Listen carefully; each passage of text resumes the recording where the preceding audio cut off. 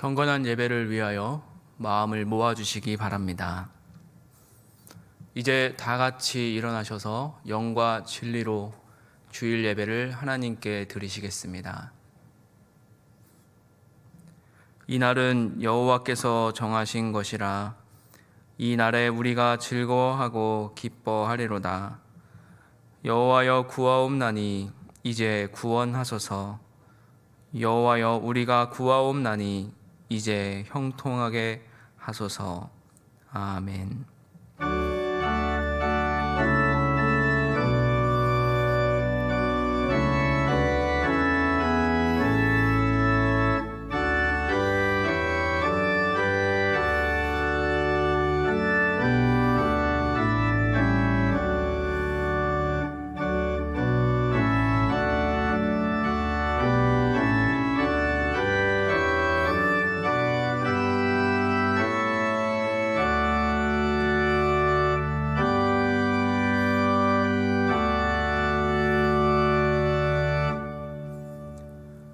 하나님 아버지, 하나님께서 정하신 이날 즐거워하고 기뻐하기로 작정합니다.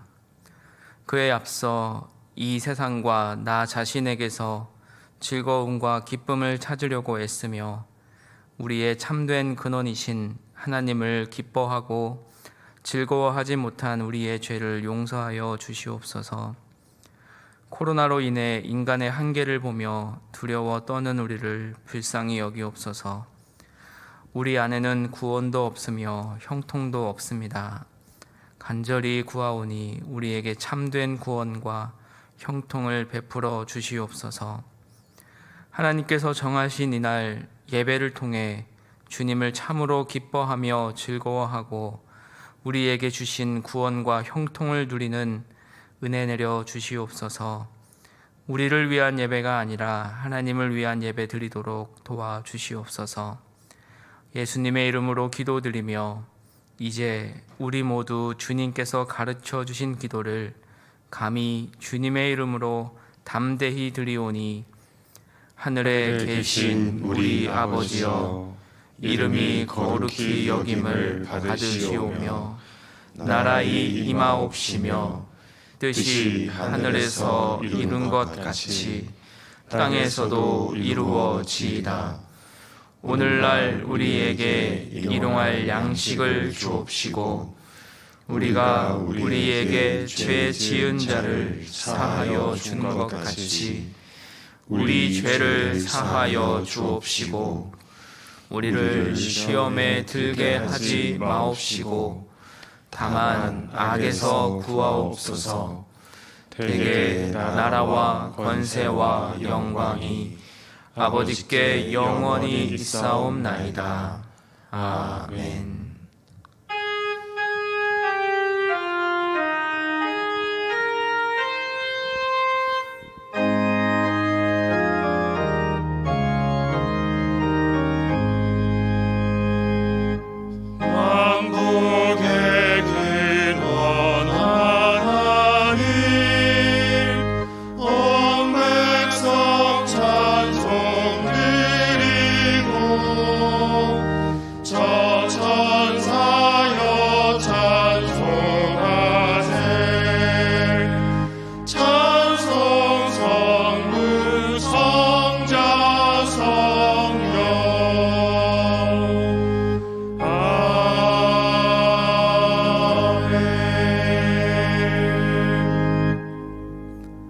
교독문 48번을 함께 교독하시겠습니다. 교독문 48번입니다.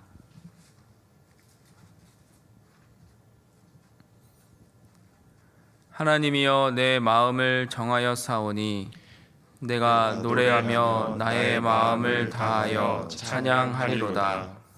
비파야 수구마 깰지어다. 내가 새벽을 깨우리로다.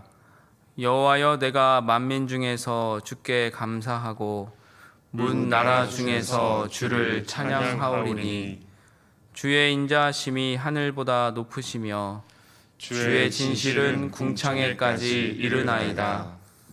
하나님이여 주는 하늘 위에 높이 들리시며 주의 영광이 온 땅에서 높임 받으시기를 원하나이다. 주께서 사랑하시는 자들을 건지시기 위하여 우리에게 응답하사 오른손으로 구원하소서. 아멘. 전능하사 천지를 만드신 하나님 아버지를 내가 믿사오며 그 외아들 우리 주 예수 그리스도를 믿사오니 이는 성령으로 잉태하사 동정녀 마리아에게 나시고 본디오 빌라도에게 고난을 받으사 십자가에 못 박혀 죽으시고 장사한 지 사흘 만에 죽은 자 가운데서 다시 살아나시며 하늘에 오르사 전능하신 하나님 우편에 앉아 계시다가 저리로서 산 자와 죽은 자를 심판하러 오시리라. 성령을 믿사오며 거룩한 공회와 성도가 서로 교통하는 것과 죄를 사하여 주시는 것과 몸이 다시 사는 것과 영원히 사는 것을 믿사옵나이다. 아멘.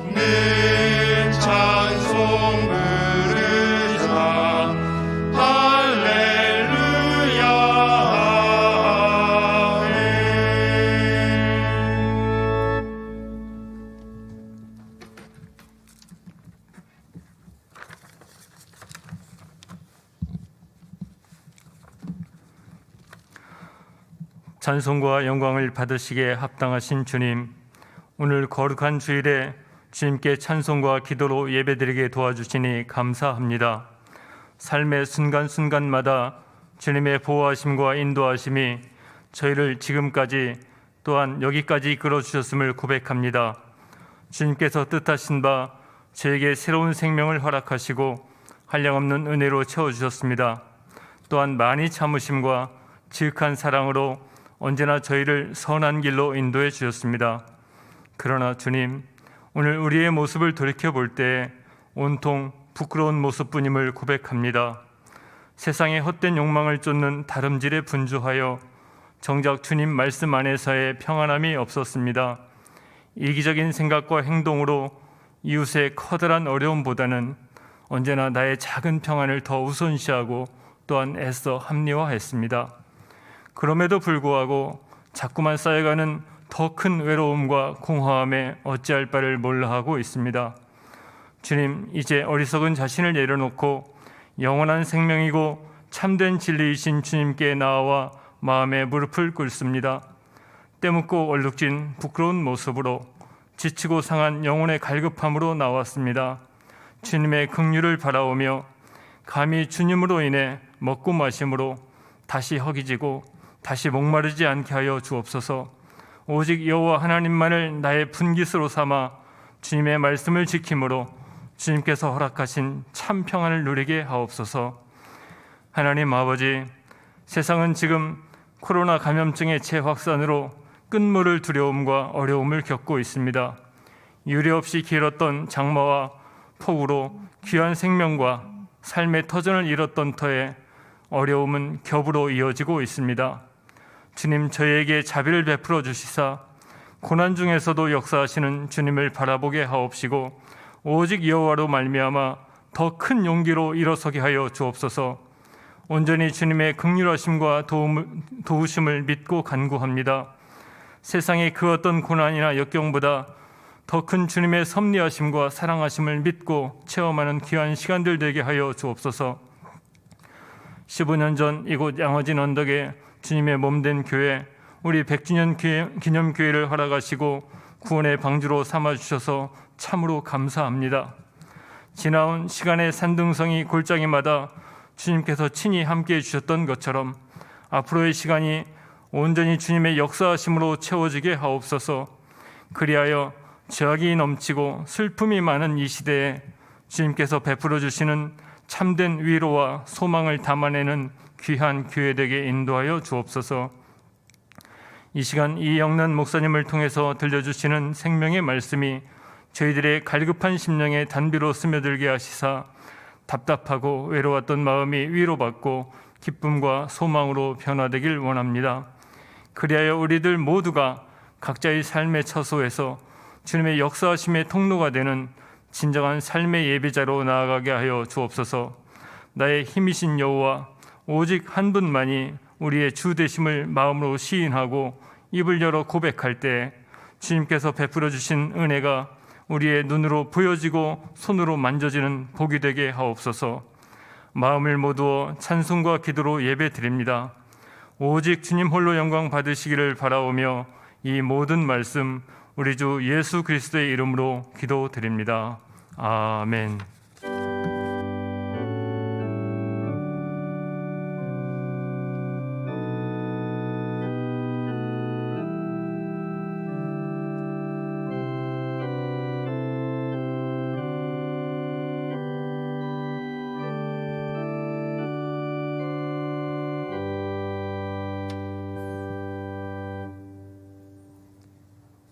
교회 소식을 알려드리겠습니다. 우리 교회는 8월 19일부터 주일 예배와 수요 성경 공부 및 모든 기도회를 온라인 비대면으로 전환하였습니다. 이는 정부의 사회적 거리두기 강화 방침을 따르며 교회의 대사회적 책임을 다하기 위한 결정이오니 적극 협조해 주시기 바랍니다.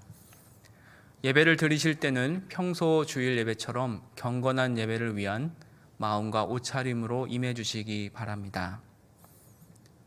다음 주일은 마포 지역 내의 이웃을 섬기기 위해 매월 실시하는 나눔 주일이나 코로나19 확산 방지를 위해 실시하지 않습니다.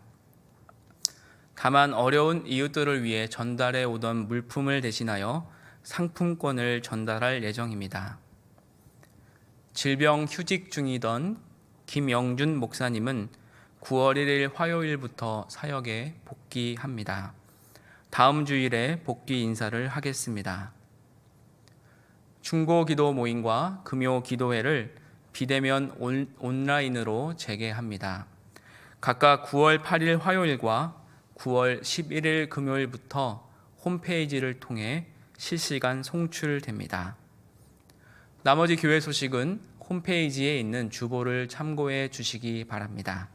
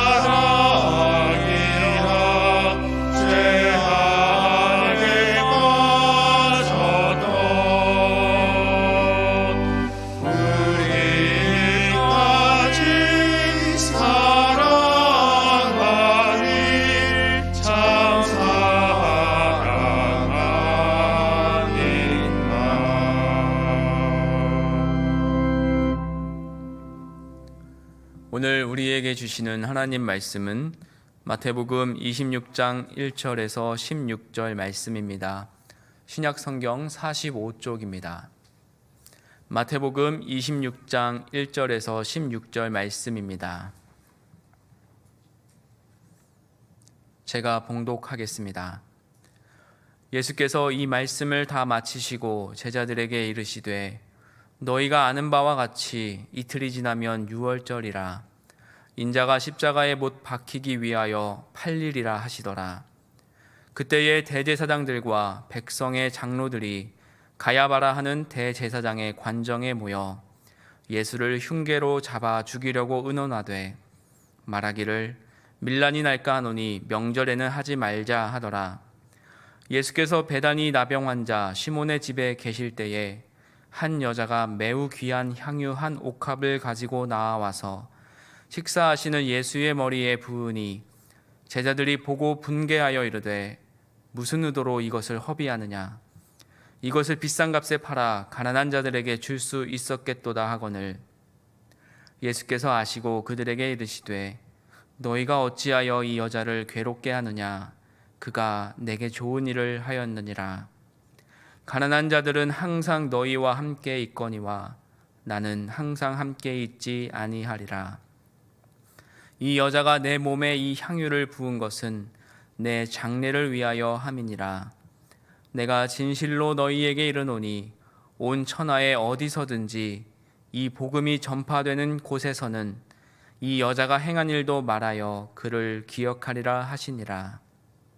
그때에 12 중에 하나인 가룟 유다라 하는 자가 대제사장들에게 가서 말하되 내가 예수를 너희에게 넘겨주리니 얼마나 주려느냐 하니 그들이 은 30을 달아주거늘 그가 그때부터 예수를 넘겨줄 기회를 찾더라. 아멘.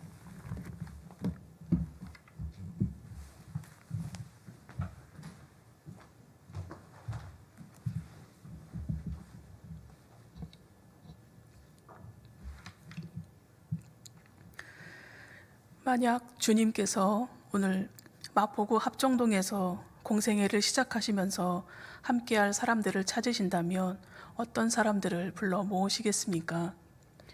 2000년 전과 동일하게 삶의 자리를 지키고 있는 사람들, 예를 들면 음식점이나 카페, 편의점에서 열심히 일하고 있는 사람들 중에서 또는 사무실에서 성실히 하루의 일과를 감당하고 있는 사람들 중에서 찾으실 것입니다. 사복음서에는 공생애를 시작하신 예수님께서 제자들을 부르시는 장면이 등장합니다. 주님께서 12사람을 선택하실 때에 학력이나 경력으로 사람을 찾지 않으셨습니다. 스펙을 고려하여 사람을 찾지 않으셨을 뿐만 아니라 나이와 외모로 사람을 찾지도 않으셨습니다. 예수님은 예수님의 삶의 지경 가까이에서 자신들의 삶의 자리에서 성실히 살아가는 사람들을 눈여겨보셨습니다. 그물을 던지던 베드로와 안드레에게 나를 따라오라고 부르셨습니다. 그리고 세관에 앉아있던 마태를 향해서도 나를 따르라고 말씀하셨지만 예수님께서 제자로 부르신 장면이 성경에 나오지 않는 사람들도 있습니다. 베드로와 야고보, 요한과 같이 이름이 여러 번 오르내리며 사건 속에 깊이 관여했던 제자들도 있지만 바돌로메와 다데오, 열혈당원 가나안인 시몬과 같이 제자 명단에만 등장하고 있는 사람들도 있습니다. 그러나 성경에 이름이 얼마나 많이 등장했느냐, 어떤 상황에서 부르셨느냐는 중요하지 않습니다. 부름받은 12사람들은 인류 역사상 주님과 함께 주님의 공생애를 함께 보낸 사람들이었고 주님의 고난과 십자가의 죽음, 부활을 목도한 사람들이었다는 사실이 중요합니다. 뿐만 아니라 주님께 직접 훈련받은 모습 그대로 땅끝까지 복음을 전파하는 일에 쓰임받았다는 사실이 더 중요합니다. 마태복음 10장은 주님께서 12제자를 선택하시고 복음을 전파하러 내보내시기 전에 하신 말씀이 기록되어 있습니다. 마태복음 10장 34절부터 11장 1절 말씀까지 읽겠습니다. 내가 세상에 화평을 주러 온 줄로 생각하지 말라. 화평이 아니요 검을 주러 왔노라. 내가 온 것은 사람이 그 아버지와 딸이 어머니와 며느리가 시어머니와 불화하게 하려 함이니 사람의 원수가 자기 집안 식구리라. 아버지나 어머니를 나보다 더 사랑하는 자는 내게 합당하지 아니하고 아들이나 딸을 나보다 더 사랑하는 자도 내게 합당하지 아니하며 또 자기 십자가를 지고 나를 따르지 않는 자도 내게 합당하지 아니하니라. 자기 목숨을 얻는 자는 잃을 것이요 나를 위하여 자기 목숨을 잃는 자는 얻으리라. 너희를 영접하는 자는 나를 영접하는 것이요 나를 영접하는 자는 나를 보내신 이를 영접하는 것이니라. 선지자 이름으로 선지자를 영접하는 자는 선지자의 상을 받을 것이요 의인의 이름으로 의인을 영접하는 자는 의인의 상을 받을 것이요 또 누구든지 제자의 이름으로 이 작은 자 중 하나에게 냉수 한 그릇이라도 주는 자는 내가 진실로 너희에게 이르노니 그 사람이 결단코 상을 잃지 아니하리라 하시니라. 예수께서 12 제자에게 명하기를 마치시고 이에 그들의 여러 동네에서 가르치시며 전도하시려고 거기를 떠나가시니라. 예수님께서 제자들을 전도자로 파송하시기 전에 당부의 말씀을 하셨습니다. 전도자가 어떤 마음으로 이 일을 행해야 하는지, 또한 전도자들에게 돌아올 것이 영광과 상급만이 아니라 고난과 미움도 동행할 것이라고 말씀하셨습니다. 제자들은 부름을 받은 이후 그동안 자신들이 살아왔던 삶의 기반에서는 전혀 생각해 보지 못했을 전도자의 삶이 어떤 삶이어야 하는지 주님께로부터 친히 교육을 받고 전도자로 성장해 갔습니다. 사복음서에는 제자들의 실패와 좌절의 경험들이 기록되어 있습니다. 그러나 이러한 실패와 좌절의 경험들을 통해 12사람은 12사도로 자라갔습니다. 주님께서 친히 훈련시키신 특공대로 성장하며 귀신을 쫓고 병을 고치는 기적까지도 행했으며 주님께서 부활하신 이후 그들은 더 단단해져 갔습니다. 한 사람의 인생을 평가하는 데는 단 한 줄의 문장만으로 충분합니다. 성경의 인물들을 보면 가인을 인류 최초의 살인자로 기억합니다.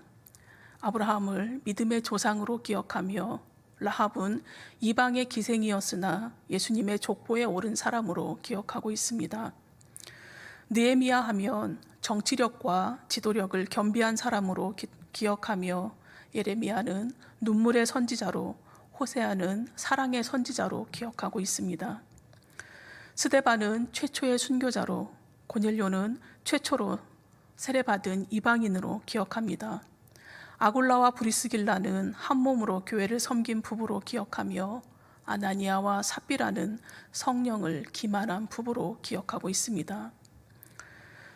오늘 본문 말씀에는 여러 부류의 사람들이 등장하고 있습니다. 예수를 잡아 죽이기 위해 흉계를 꾸미는 대제사장과 백성의 장로들, 매우 귀한 향유 한 옥합을 예수님의 머리에 부으며 주님의 장례를 준비한 마리아, 그리고 예수님의 12 제자 중 한 사람이었으나 스승을 배반하고 그 대열에서 탈락한 가룟 유다입니다. 가룟 유다를 소개하거나 평가할 때 사용된 문장들입니다. 예수를 판자, 기회를 찾더라, 유다에게 사탄이 들어가니, 예수를 넘겨줄 방도를 의논하매, 사도의 직무를 버리고 제 곳으로 갔다. 그는 도둑이라 돈꾀를 맞고 거기 넣는 것을 훔쳐 가미러라. 차라리 나지 아니하였더라면 자기에게 좋을 뻔하였다.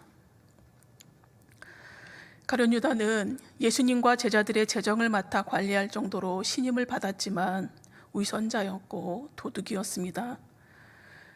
그가 사도 공동체 안에서 그렇게 책임 있는 직무를 맡았다고 하는 것은 그가 제자들 가운데 행정가의 자질을 지닌 사람으로 역임을 받았음을 알 수 있습니다. 공동체 내에서 그렇게 신임을 받았지만 가룟 유다는 계산과 탐욕과 자기 의에 몰두해 살다가 겨우 노예 한 사람의 몸값인 은 30에 스승을 팔아버린 삶을 스스로 선택했습니다. 12사도들이 십자가 죽음에 직면해 계시는 예수님과는 조그마한 공감대조차 형성하지 못하고 있을 때에 마리아는 사랑과 믿음, 용기와 헌신을 쏟아부었습니다. 여러 차례 십자가 죽음에 대해 말씀하신 주님의 말씀이 마음에 간직되어 있던 오직 한 사람, 마리아만 주님의 시간에 깊이 동참할 수 있었습니다. 마리아가 향유를 부어드리자 당신의 죽음을 예비하신 것이라고 주님께서 말씀하셨습니다. 그리고 곧이어 이 여인이 행한 일은 온 천하 어디든 복음이 전파되는 곳에서 기억될 것이라고 말씀하셨습니다. 사랑과 믿음, 용기와 헌신의 마리아가 예수 그리스도의 구속사의 한 모퉁이에서 영원히 기억되는 순간이었습니다. 그러나 바로 그때 가룟 유다는 대제사장을 찾아가 예수를 넘겨줄 기회를 찾았습니다. 14절 말씀입니다. 그때에 12 중에 하나인 가룟 유다라 하는 자가 대제사장들에게 가서 말하되, 예수님께 향유를 부은 마리아의 행동이 결정적으로 유다가 스승을 배반하게 만든 요인이 되었음을 짐작할 수 있습니다. 주님께서 여러 차례 자신의 죽음에 대해 말씀하실 때마다 가룟 유다는 스승을 못마땅하게 생각하였을 것입니다. 성경에는 기록되어 있지 않지만 스승이 자신의 죽음에 대해 예고할 때마다 예수를 못마땅히 여기며 잡아 죽이기 위해 혈안이 되어 있던 무리인 대제사장에게 접근할 방도를 모색하고 있었을지도 모릅니다. 가룟 유다가 어떤 경로로 대제사장들에게 접근하여 그들과 흥정할 수 있게 되었는지 알 수 없습니다. 그러나 그는 스승을 팔기 위해 어떤 고민도 없이 그 어떤 시선도 의식하지 않고 매우 적극적으로 행동했습니다. 그리고 결국 대제사장들이 건네준 은 30을 받아든 가룟 유다의 손은 이제 더 이상 12사도가 아니라 복음 전도자의 신분을 스스로 박탈한 탐욕 가득한 배반자 그 이상도 그 이하도 아니었습니다. 가룟 유다가 스승을 은 30에 팔아넘긴 사실에 대해 다양한 견해가 있습니다. 첫 번째는 예수님에 대한 실망 때문에 배반한 것으로 보는 견해입니다. 유다는 예수를 정치적 메시아로 유대 민족을 해방시킬 지도자로 생각하며 예수님을 따랐습니다. 그런데 예수님께서 십자가의 길을 선택하셨다는 사실이 점차 사실로 받아들여지면서 자신의 기대가 어긋나고 있음을 깨닫게 되었습니다. 순간 깊은 실망 속에서 예수를 따랐던 헌신의 마음이 깊은 미움으로 바뀌게 되었고 마침내 예수를 죽이기로 작정했을 것이라는 견해입니다. 두 번째는 예수님을 막다른 골목에 몰아넣음으로 코너에 몰린 주님께서 어쩔 수 없이 민족을 해방시키기 위해서 들고 일어나게 하려고 예수를 대제사장에게 넘겨주었다는 견해입니다. 그러나 가룟 유다가 무엇 때문에 스승을 배반하였는지는 정확히 알 수 없습니다. 다만 계산과 탐욕, 자기 의에서 헤어나지 못하고 돌이킬 기회가 있었음에도 끝내 배반의 길을 선택했음은 분명한 사실입니다. 마태복음에는 예수님께서 설교하신 내용이 5번 나옵니다.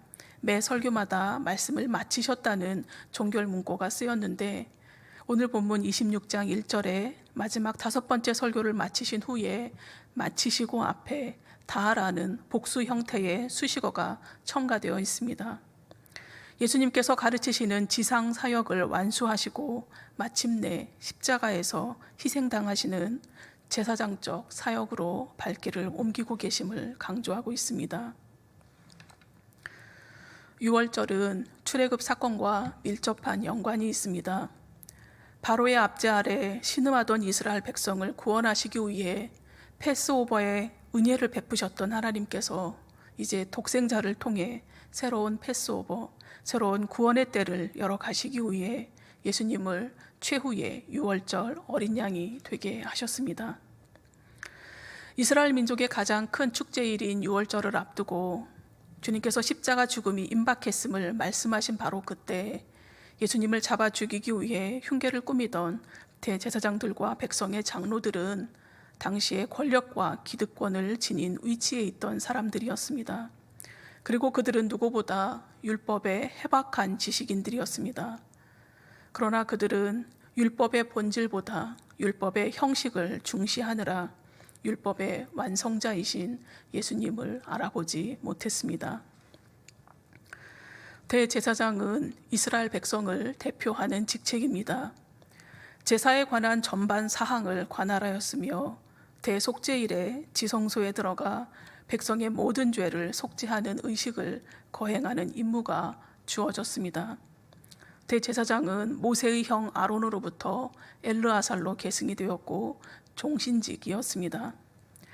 그러나 바벨론 포로 이후부터 그 성격이 변하기 시작하였는데 예수님께서 사역하시던 시기에는 헤롯을 비롯한 로마 정부에 의해 아론 자손이 아닌 사람들을 정치적인 목적에 의해 임의로 대제사장을 임명하였습니다. 로마 정부에 의해 정치적인 목적으로 임명된 대제사장은 성전 중심의 시정과 사소한 문제들은 자치권을 인정받았지만 주요 결정들은 로마의 검문과 검사를 받아야 했습니다. 3절에 등장하는 가야바의 대제사장직은 유대법에 의하면 불법이었습니다. 조금 전에 설명드렸듯이 유대법은 대제사장직을 종신제, 세습제로 규정하고 있는데 가야바의 장인 안나스가 아직 생존해 있기 때문입니다. 누가복음 3장 2절에는 안나스와 가야바를 동시에 대제사장으로 언급하고 있습니다. 그것이 가능했던 이유는 로마가 점령한 후 자기들이 통치하기에 편리한 인물로 피지배국의 종교 지도자들을 임의로 선출하고 정치적 목적에 따라 자주 교체했기 때문입니다. 종교적 자주권을 상실했던 BC 37년부터 성전이 파멸되기 전 마지막 대제사장이 임명되었던 AD 67년 사이에 무려 28명 이상의 제사장들이 바뀌었다는 사실이 그것을 잘 나타내주고 있습니다. 대제사장 가문에 소속된 자들을 모두 대제사장이라 칭했던 그 당시 관례에 따라 안나스와 가야바를 모두 대제사장이라고 불렀고 가야바의 장인 안나스는 대제사장직을 사임한 뒤에도 사위의 배후에서 영향력을 행사했을 것으로 보고 있습니다. 예수님 당시 이스라엘 백성들은 수리아 총독 지휘권 안에서 살아가면서 막대한 세금을 내며 힘겹게 살았습니다. 오랜 속박 속에 신음하던 백성들에게 메시아는 나라를 해방시켜줄 정치적인 메시아로 인식되었습니다. 그러나 종교 지도자들이 보기에 그들 앞에 나타난 예수는 신성 모독을 할 뿐만 아니라 유대 공동체를 해하는 사람으로 죽어 마땅한 사람일 뿐이었습니다. 주님께서 나병 환자 시몬의 집으로 들어오시자 어쩌면 자신의 전 재산을 들여서 장만하였을지도 모를 향유를 예수님의 머리에 부은 마리아는 사랑과 믿음, 용기와 헌신으로 힘을 다해 주님을 섬겼습니다. 향유를 붓는 것은 여러 가지 의미가 있는데 성경에 나타난 경우를 살펴보면 거룩하게 하는 예식을 행할 때 향유를 부었습니다. 제사장이나 선지자 또는 왕을 세울 때 기름을 부었습니다. 그리고 손님을 환대할 때에도 머리에 기름을 부었으며 전통 장례법에 따라 시신에도 향유를 발랐습니다.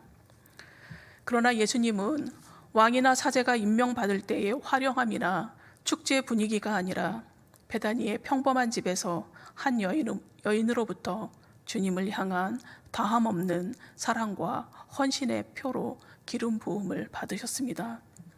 그리고 기름 부음을 받으신 후에는 환영과 갈채가 아니라 구속사의 무지한 이들로부터 비난을 받으셔야 했습니다. 복음이 전파되는 곳 어디든 마리아의 행한 일이 기억될 것이라는 주님의 선포를 들은 가룟 유다는 자신의 내면 깊은 곳에 잠재되어 있던 탐욕과 아집을 다스리지 못했습니다. 그리고 곧바로 행동으로 이어져 자신의 영혼을 세상 물질에 팔아버리고 말았습니다. 그리고 그는 차라리 나지 아니하였더라면 좋을 뻔한 인생으로 그리스도인들의 기억 속에 오늘도 남아 있습니다. 오늘의 말씀은 2000년 전 주님께서 이 땅에 머무신 마지막 기간의 기록들입니다. 그러나 오늘의 말씀들은 2000년이 흐른 우리 안에서도 계속 일어나고 있는 일들입니다. 2020년 8월 마지막 주일 우리 안에 겉만 화려하게 포장되어 있는 욕망의 대제사장들과 장로들의 모습이 있습니다. 본래 부여받은 사명을 망각하고 자신들의 욕망대로 주님을 이용하는 모습이 우리 안에 있습니다. 또한 주님 곁에 아주 가까이 있었으나 계산과 무력과 탐욕과 자기 아집으로 가득 찬 가룟 유다도 우리 안에 있습니다. 그러나 종교 지도자들과 가룟 유다의 모습이 우리를 투영하고 있지만 우리가 절망하지 않아도 되는 것은 주님을 향한 사랑과 헌신의 향기를 풍기는 마리아도 우리 안에 있기 때문입니다. 더 나아가 지금도 여전히 사랑으로 기다리고 계신 주님께서 현재 우리 안에 계시기 때문입니다. 위드 코로나 시대를 살아가며 향기도 잃고 열매도 맺지 못하는 모습으로 교회가 전락하고 있습니다. 개미 구멍으로 큰 방축이 무너진다는 속담이 있습니다. 작은 잘못이라도 초기에 빨리 손을 쓰지 않으면 큰 화를 입는다는 의미입니다. 그러나 오히려 지금 욕망으로 겉만 화려하게 포장되고 계산과 무력과 탐욕과 자기 아집으로 견고해진 교회와 물질주의로 변해버린 세상을 무너뜨릴 작은 개미구멍이 필요한 때입니다. 주님을 향한 사랑과 헌신의 삶을 살아가는 이들의 작은 행동이 돈이 만몬이 되어버린 교회와 세상을 허물 수 있습니다. 20세기 대표 신학자로 불리는 칼 바르트는 기도하기 위해 손을 모으는 행위는 엉망진창인 이 세계에 반기를 드는 행동의 출발점이라고 이야기했습니다. 사랑으로 참아주시고 기다려주시는 주님의 패스오버의 은혜가 위드 코로나 시대를 살아가는 우리를 기도의 사람, 찬송의 사람, 예배의 사람들로 회복시키실 것입니다. 미국의 시인 로버트 프로스트가 쓴 시 중에 가지 않은 길이란 잘 알려진 시가 있습니다. 노란 숲속에 길이 둘로 갈라져 있었다. 안타깝게도 두 길을 한꺼번에 갈 수 없는 한 사람의 여행자이기에 오랫동안 서 있었다. 한 길이 덤불 속으로 구부러지는 데까지, 눈 닿는 데까지 멀리 굽어보면서, 그리고 다른 한 길을 택했다. 똑같이 아름답고 아마 더 좋은 이유가 있는 길을. 풀이 우거지고 별로 닳지 않았기에. 그 점을 말하자면 발자취로 다른 건 두 길이 사실 비슷하지만, 그리고 그날 아침 두 길은 똑같이 아직 밟혀 더럽혀지지 않는 낙엽이 묻혀 있었다. 아, 나는 첫 길은 훗날을 위해 남겨두었다. 길은 계속 길로 이어지는 것을 알기에 내가 과연 여기 돌아올지 의심하면서도 어디에선가 먼 훗날 나는 한숨 쉬며 이 이야기를 하고 있겠지. 숲속에 두 갈래 길이 있었다고. 그리고 나는 사람들이 덜 걸은 길을 택했다고. 그로 인해 모든 것이 달라졌다고. 걸어보지 않은 길에 대한 두려움과 끊임없는 선택의 연속인 위드 코로나 길을 걷고 난 먼 훗날, 그리스도인이기에 많은 사람들이 덜 걸은 길을 택했고 그로 인해 모든 것이 달라졌다고 고백할 수 있는 길이 있습니다. 그 길은 다시 말씀 앞에서 내 모습과 내 양심을 적나라하게 바라보는 것입니다. 대제사장들과 백성의 장로들 같이 주님을 다시 십자가에 못 박기 위해 혈안이 되어 있는 적나라한 내 모습을 고발하는 것입니다. 가룟 유다처럼 나의 내면 깊은 곳에 꽁꽁 묻어두었던 계산과 무력과 탐욕과 아집을 적나라하게 드러내는 것입니다. 그러할 때에 이때까지 기다리고 계신 주님의 은혜가 얼마나 크고 풍성한 것인지 우리의 심령으로 깨닫게 될 것입니다. 심령으로 깨달은 우리가 기도의 손을 다시 모을 때 모아진 기도의 손들을 통해서 엉망진창인 것 같은 이 세상이 회복되는 시발점이 될 것입니다. 병든 교회와 세상을 회복시키기 위해서 작은 구멍을 내는 일은 남녀노소 중 누구도 예외일 수 없습니다. 주님께서 이름도 없이 살던 이들을 불러 사도로 삼으시고 그들을 통해서 인류의 역사를 바꾸셨듯이 가진 재물이 없어도, 남이 가진 지식이 없어도, 남보다 경험이 부족하고 나이가 어려도 할 수 있습니다. 우리를 택하신 족속, 왕 같은 제사장, 거룩한 나라, 소유된 백성으로 불러내 주셨기 때문입니다. 왕 같은 제사장은 제사장답게 책임감과 의무감을 가지고 살아야 합니다. 택한 족속, 왕 같은 제사장, 거룩한 나라로 우리를 불러내신 분이 우리가 제사장답게 책임과 의무감을 가지고 살아가도록 우리를 끝까지 책임지실 것입니다. 교회학교 주일 예배가 비대면 영상 예배로 바뀌고 난 이후 저는 특별한 스케줄이 없는 한 오후 3시가 되면 하던 일을 멈추고 매번 찬송가 365장을 부르기 시작했습니다. 마음속에 근심 있는 사람 주 예수 앞에 다 아뢰어라. 슬픈 마음 있을 때에라도 주 예수께 아뢰라. 주 예수 앞에 다 아뢰어라. 주 우리의 친구니 무엇이나 근심하지 말고 주 예수께 아뢰라. 눈물 나며 깊은 한숨 쉴 때 은밀한 죄 내게 있더라도 괴로움과 두려움이 있을 때 내일 일을 염려하지 말고 죽음 앞에 겁을 내는 자여 하늘나라 바라보는 자여 주 예수 앞에 다 아뢰어라. 주 우리의 친구니 무엇이나 근심하지 말고 주 예수께 아뢰라. 신앙과 삶에 어려움이 있으시다는 교우님들의 이야기가 들려올 때마다 더 간절히 찬송하게 됩니다. 온라인으로 예배에 참여하며 신앙생활 하시는 것이 힘겨우십니까?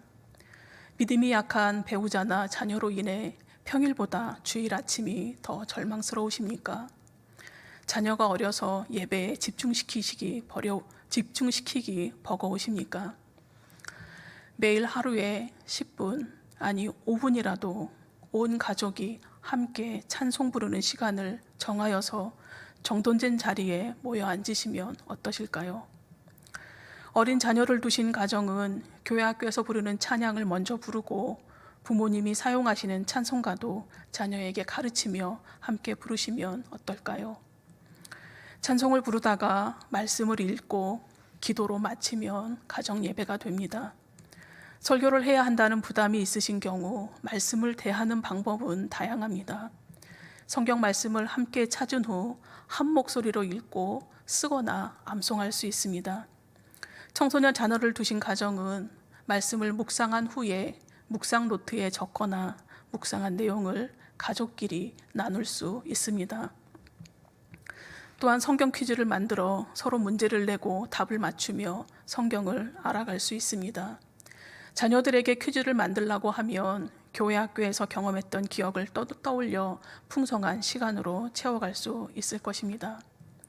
하루 일상 중에 온 가족이 잠시 TV와 컴퓨터를 끄고 손에 쥐고 있는 핸드폰을 내려놓고 함께 찬송 부르는 시간을 갖는다면 그 매일의 시간이 주일 아침 온라인 예배를 경건한 예배의 자리로 회복시켜 갈 것입니다. 온 가족이 모이기 힘든 경우 혼자서 시작하실 수 있습니다. 외로이 홀로 찬송하며 예배드리는 그 자리에 성령 하나님께서 함께 하십니다. 작은 구멍이 둑을 무너뜨립니다. 주님께서 우리에게 허락하신 이 때가 바로 엉망진창으로 굳어진 우리 자신과 우리의 가정과 교회, 더 나아가 이 민족을 새롭게 회복시킬 마지막 기회입니다. 이스라엘 백성이 이방의 포로가 되어서 더 이상 제사를 드릴 수 없을 때 그들은 회당을 만들어 자녀들에게 율법을 가르쳤습니다. 오늘 새로운 변화로 초대받은 현실을 직시하고 자기 중심적인 삶을 벗어던질 때 나와 우리와 모두를 회복시켜 갈 것입니다. 이 때를 위해서 주님께서 우리를 그리스도인으로 부르셨습니다. 기도드리시겠습니다.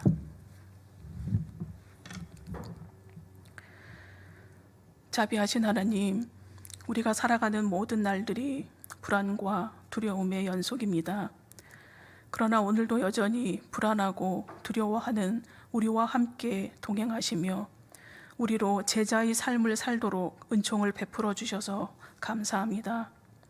우리 안에 있는 욕망과 탐욕과 계산과 교만과 이기심을 무너뜨릴 작은 구멍을 내는 용기를 허락하여 주시옵소서. 의무를 행하지 않고 권리만 누리려는 우리를 위해 친히 유월절 어린 양이 되셔서 우리를 왕 같은 제사장 거룩한 나라로 불러내 주시고 그에 맞는 책임과 의무를 행하며 살아가게 하셨습니다. 이제 더 이상 미루지 않고 우리를 구원하시기 위해 십자가로 묵묵히 걸어가신 주님을 진정으로 묵상하게 하여 주옵소서. 코로나19로 고통받고 신음하는 영혼들을 회복시켜 주시옵시고 한국교회가 변화하는 모든 일들을 믿음의 눈으로 바라보며 시대를 잘 이끌어가는 지혜를 허락하여 주옵소서.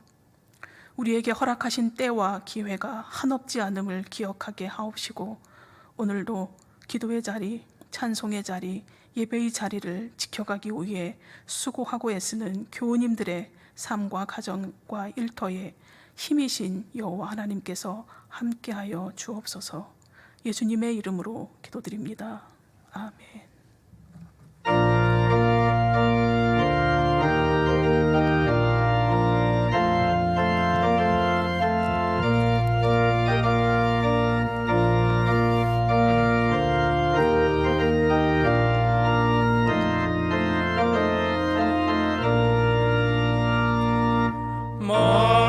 마음속에 근심 있는 사람 주 예수 앞에 나아가라.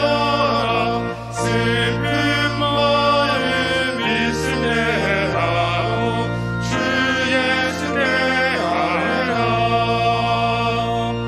주 예수 앞에 가려라. 주리의 친구니 무엇이나 근심하지 말고 주 예수 대하라.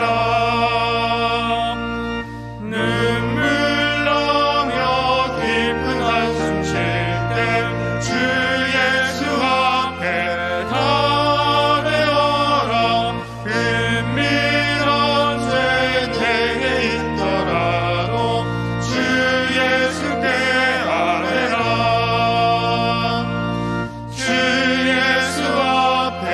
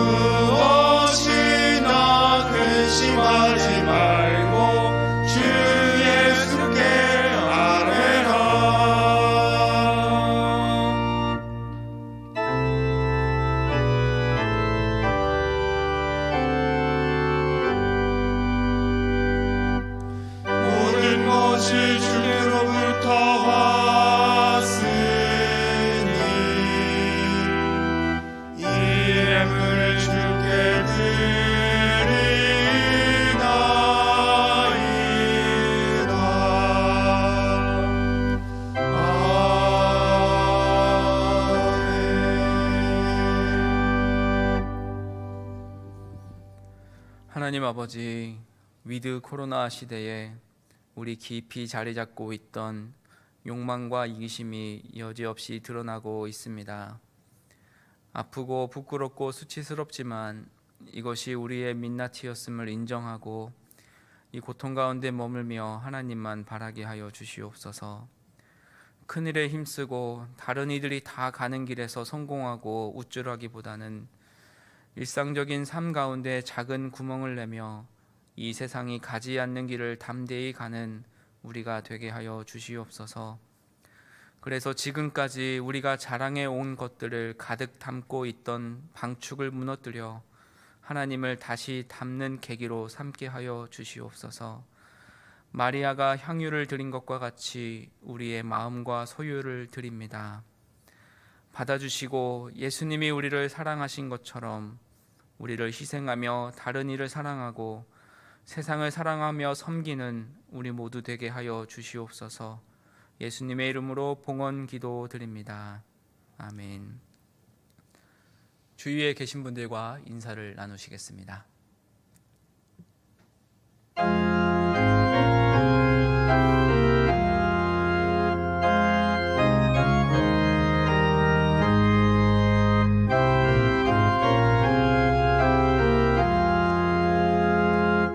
나 맡은 본분은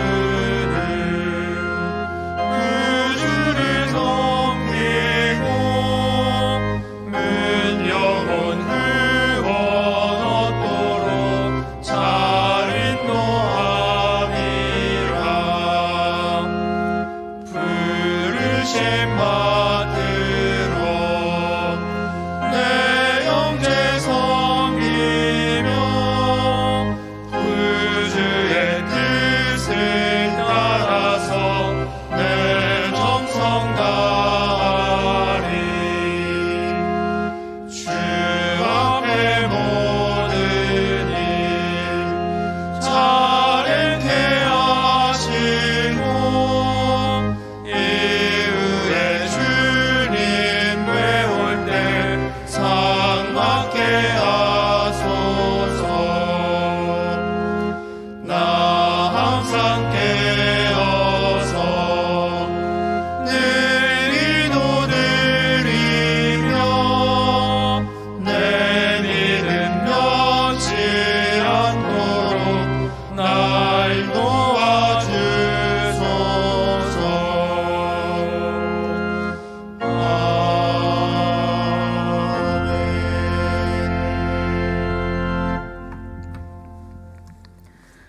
우리 주 예수 그리스도의 은혜와 하나님의 사랑과 성령님의 교통하심이 주님께서 허락하신 때와 기회를 놓치지 않고 회복의 은혜를 누리며 살아가기를 소망하고 결단하는 주님의 사람들과 100주년 기념교회 위에 코로나19 퇴치를 위해 수고하고 애쓰는 사람들을 위해 이제로부터 영원토록 함께해 주시기를 간절히 축원하옵나이다.